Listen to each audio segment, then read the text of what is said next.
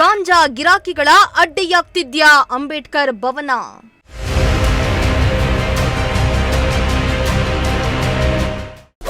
ನಿರ್ಮಾಣವಾಗಿ 1 ವರ್ಷವಾದರೂ ಇನ್ನೂ ಉದ್ಘಾಟನೆ ಭಾಗ್ಯವಿಲ್ಲ.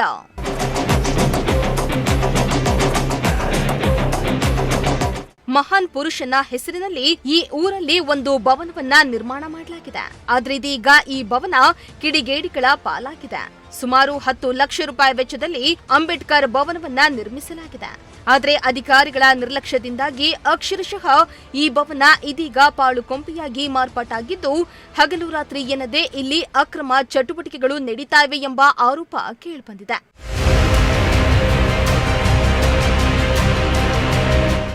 ಹೌದು, ಚಿಕ್ಕಬಳ್ಳಾಪುರ ತಾಲೂಕಿನ ಪಟ್ರೇನಹಳ್ಳಿ ಗ್ರಾಮ ಪಂಚಾಯಿತಿ ವ್ಯಾಪ್ತಿಯ ಅಂತರ್ಲಹಳ್ಳಿಯಲ್ಲಿ ಸಂವಿಧಾನ ಶಿಲ್ಪಿ ಡಾಕ್ಟರ್ ಬಿಆರ್ ಅಂಬೇಡ್ಕರ್ ಹೆಸರಲ್ಲಿ ಸಾರ್ವಜನಿಕರ ಅನುಕೂಲಕ್ಕಾಗಿ ಸುಮಾರು 10 ಲಕ್ಷ ರೂಪಾಯಿ ವೆಚ್ಚ ಮಾಡಿ ಭವನವನ್ನ ನಿರ್ಮಿಸಲಾಗಿದೆ.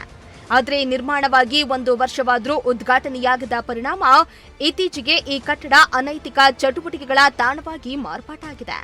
ಸರಿಯಾದ ನಿರ್ವಹಣೆ ಇಲ್ಲದ ಪರಿಣಾಮ ಗಾಂಜಾ ಗಿರಾಕಿಗಳ ಅಡ್ಡಿಯಾಗಿದೆ. ಅಲ್ಲದೆ ಭವನದ ಒಳಗೆ ಹೊರಗೆ ಎಲ್ಲಂದರಲ್ಲಿ ಬಿಯರ್ ಬಾಟಲ್ಗಳು, ಪಾನ್ ಮಸಾಲ ಮತ್ತು ಗುಟ್ಕಾ ಪ್ಯಾಕೆಟ್ಗಳ ರಾಶಿ ಬಿದ್ದಿದೆ.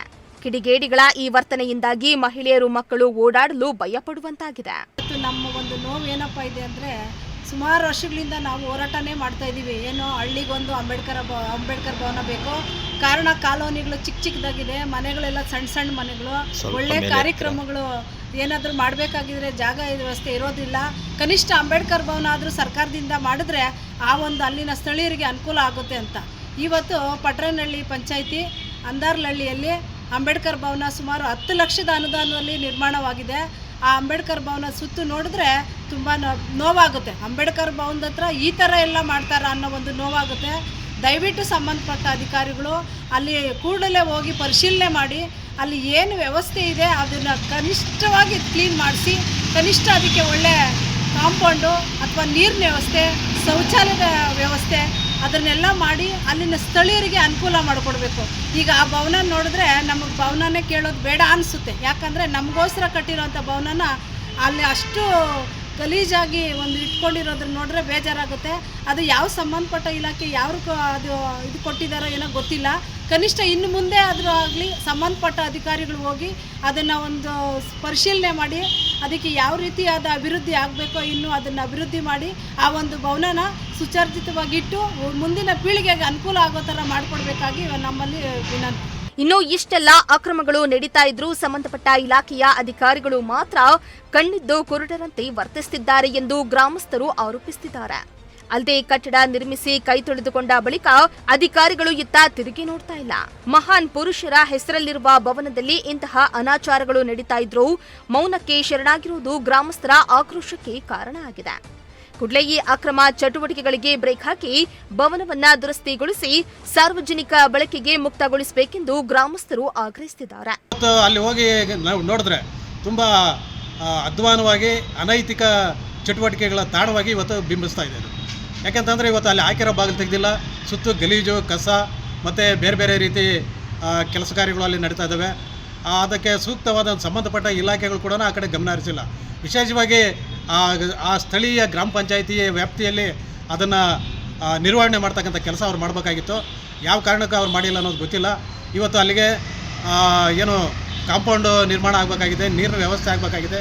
ಇದೆಲ್ಲ ಆದರೆ ಬರೀ ದಲಿತರಿಗೆಲ್ಲ ಬೇರೆ ಬೇರೆ ಜಾತಿ ಎಲ್ರಿಗೂ ಕೂಡ ಆ ಒಂದು ಭವನದಲ್ಲಿ ಕುಂತು ವಿದ್ಯಾಭ್ಯಾಸಕ್ಕಾಗಿ ಅಥವಾ ಒಂದು ಲೈಬ್ರರಿ ಆಗಿರ್ಬೋದು ಅಥವಾ ಸಣ್ಣ ಪಣ್ಣ ಏನು ಕಾರ್ಯಕ್ರಮಗಳು, ಮದುವೆ ಈ ಥರದ್ದು ಸಣ್ಣ ನಾಮಕರಣಗಳು ಈ ಥರದ ಕಾರ್ಯಕ್ರಮಗಳು ಕೂಡ ಮಾಡೋದಕ್ಕೆ ಹೆಚ್ಚಿನ ಅವಕಾಶ ಇರುತ್ತೆ. ಸ್ಪೆಟ್ ಆಡ್ತಕ್ಕಂಥದ್ದು, ಕುಡಿತಕ್ಕಂಥದ್ದು, ಜೂಜಾಡ್ತಕ್ಕಂಥದ್ದು ಇಂಥ ಚಟುವಟಿಕೆಗಳು ನಡೀತಾ ಇದೆ. ಇವತ್ತು ಸಮಾನತಾ ದಿನ ಅಂತೇಳಿ ಬೇರೆ ರಾಷ್ಟ್ರಗಳಲ್ಲಿ ಅಂಬೇಡ್ಕರ್ ಹೆಸರಿನಲ್ಲಿ ಆಚರಣೆ ಮಾಡ್ತಾ ಇದ್ದಾರೆ. ಅಂಥದ್ದು ದಿನದ ಅಂಥ ಹೆಸರನ್ನು ಇಟ್ಕೊಂಡಿರ್ತಕ್ಕಂಥ ಅಂಬೇಡ್ಕರ್ ಭವನನ್ನ ನಾವು ಇವತ್ತು ಅಲ್ಲಿ ಹಾಳು ಮಾಡ್ತಾ ಇದ್ದೀವಿ ಅಂತ ಹೇಳಿದ್ರೆ ಇದು ಬಹಳ ದುಃಖಕರವಾಗಿರ್ತಕ್ಕಂಥ ಸಂಗತಿ. ಆದ್ದರಿಂದ ಅಲ್ಲಿ ಅಂದಾರ್ಲಹಳ್ಳಿಯಲ್ಲಿ ಸರ್ಕಾರ ಕೂಡಲೇ ಎಚ್ಚೆತ್ಕೋಬೇಕು. ಸಂಬಂಧಪಟ್ಟ ಅಧಿಕಾರಿಗಳು ಅಂಬೇಡ್ಕರ್ ಭವನಕ್ಕೆ ಸುತ್ತಲೂ ಕಾಂಪೌಂಡನ್ನು ನಿರ್ಮಾಣ ಮಾಡಬೇಕು. ಒಂದು. ಎರಡನೇದು, ಅಂಬೇಡ್ಕರ್ ಭವನದ ಒಳಗಡೆ ನೀರಿನ ವ್ಯವಸ್ಥೆಯನ್ನು ಮಾಡಬೇಕು. ನೀರಿನ ವ್ಯವಸ್ಥೆ ಮಾಡಿ ಜನಸಂಪರ್ಕನ ಕಲ್ಪಿಸ್ಕೊಡ್ಬೇಕು. ಜನಸಂಪರ್ಕ ಇವೆಲ್ಲನೂ ಸೌಲಭ್ಯ ಕೊಟ್ಟರೆ ಜನ ಹೋಗ್ತಾ ಇರ್ತಾರೆ, ಬರ್ತಾ ಇರ್ತಾರೆ.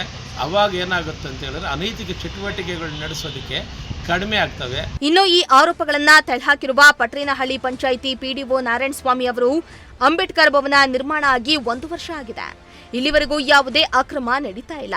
ಇವು ಬರೀ ಊಹಾಪೋಹಗಳಷ್ಟೇ. ಆದಷ್ಟು ಬೇಗ ನಾವು ಶಾಸಕರು ಮಂತ್ರಿಗಳನ್ನ ಮೀಟ್ ಮಾಡಿ ಅವರ ಅನುಮತಿ ಸಿಕ್ಕ ನಂತರ ಭವನವನ್ನ ಉದ್ಘಾಟನೆ ಮಾಡ್ತೀವೆಂದು ಹೇಳಿದ್ದಾರೆ. ಈ ಜನಪ್ರತಿನಿಧಿಗಳು, ಮಾನ್ಯ ಶಾಸಕರಾಗ್ಲಿ ಮಂತ್ರಿಗಳಾಗ್ಲಿ ಅವ್ರಿಗೆಲ್ಲ ನಾವು ಇನ್ವೈಟ್ ಮಾಡಿ ಅವ್ರದ್ದೊಂದು ಸಮಯ ತಗೊಂಡು ಅದನ್ನ ಉದ್ಘಾಟನೆ ಮಾಡಬೇಕು. ಉದ್ಘಾಟನೆ ಮಾಡಬೇಕಾದ್ರೆ ಮೇಲಾಧಿಕಾರಿಗಳ ಅನುಮತಿ ಬೇಕು. ಅದಕ್ಕೆಲ್ಲ ಅವರು ಯಾವಾಗ ಮೇಲಾಧಿಕಾರಿಗಳು ಯಾವಾಗ ಅನುಮತಿ ಕೊಡ್ತಾರೆ ಅವನ್ನ ಉದ್ಘಾಟನೆ ಮಾಡಕ್ಕೆ ರೆಡಿ ಇದ್ದೀರಿ. ಇದುವರೆಗೆ ಜನಪ್ರತಿನಿಧಿ ಅಧ್ಯಕ್ಷರು ಉಪಾಧ್ಯಕ್ಷ ಜನಪ್ರತಿನಿಧಿಗಳು ಅವರ ಅವಧಿಯಲ್ಲಿ ಯಾವುದೇ ಉದ್ಘಾಟನೆ ನಡೆದಿಲ್ಲ. ಈಗ ಏನಾದ್ರು ಮೇಲಾಧಿಕಾರಿಗಳ ಅನುಮತಿ ಕೊಟ್ಟರೆ ನಾವು ಉದ್ಘಾಟನೆ ಮಾಡಕ್ಕೆ ರೆಡಿ ಇದ್ದೀರಿ. ಭವನ ಆಗಿ ಸುಮಾರು ಒಂದು ವರ್ಷ ಆಗಿರ್ಬೇಕು. 1 ವರ್ಷ 2 ವರ್ಷ ಆಯ್ತು ರೆಡಿಯಾಗಿ. ನಾನು ಇಲ್ಲಿ ಬಂದು 2 ವರ್ಷ ಆಯ್ತು. ಅದಕ್ಕೆ ಮೊದಲು ರೆಡಿ ಆಗಿತ್ತು. ನಾನು ಬಂದ್ಮೇಲೆ ಅದು ರೆಡಿಯಾಗಿ ನನಗೆ ಕೀ ಹಸ್ತಾಂತರ ಮಾಡಿದ್ದಾರೆ. ಇಲ್ಲ, ಆ ಥರದ್ದು ಏನು ಚಟುವಟಿಕೆ ನಡೀತಾ ಇಲ್ಲ. ಸುಮ್ಮನೆ ಊಹಾಪೋಹಗಳಷ್ಟೇ. ಆದರೆ ಇದು ಸಮುದಾಯವನ್ನು ಮುಂದ್ಗಡೆ ಅದು ಸ್ವಲ್ಪ ಸ್ವಚ್ಛತೆ ಸ್ವಲ್ಪ ಇದಾಗಿರ್ಬೋದು. ಮತ್ತೆ ಸಮುದಾಯ ಭವನ ಒಳಗಡೆ ಏನಂತ ಯಾವುದೇ ರೀತಿಯ ಅವ್ಯವಹಾರ ನಡೀತಾ ಇಲ್ಲ. ಒಟ್ನಲ್ಲಿ ಸಾರ್ವಜನಿಕರ ತೆರಿಗೆ ಹಣದಲ್ಲಿ ನಿರ್ಮಾಣವಾದ ಈ ಕಟ್ಟಡವು ಸಮಾಜಘಾತುಕ ಚಟುವಟಿಕೆಗಳ ಪಾಲಾಗ್ತಾ ಇರುವುದು ದುರಂತವೇ ಸರಿ. ಏನಾದರೂ ಸಂಬಂಧಪಟ್ಟ ಅಧಿಕಾರಿಗಳು ಎಚ್ಚೆತ್ತುಕೊಂಡು ಸೂಕ್ತ ಕ್ರಮ ಕೈಗೊಳ್ತಾರಾ ಇಲ್ವಾ ಎಂಬುದನ್ನು ಕಾದು ನೋಡಬೇಕಾಗಿದೆ. ಮೋಹನ್ ಕುಮಾರ್, ಪ್ರಜಾಶಕ್ತಿ ಟಿವಿ, ಚಿಕ್ಕಬಳ್ಳಾಪುರ.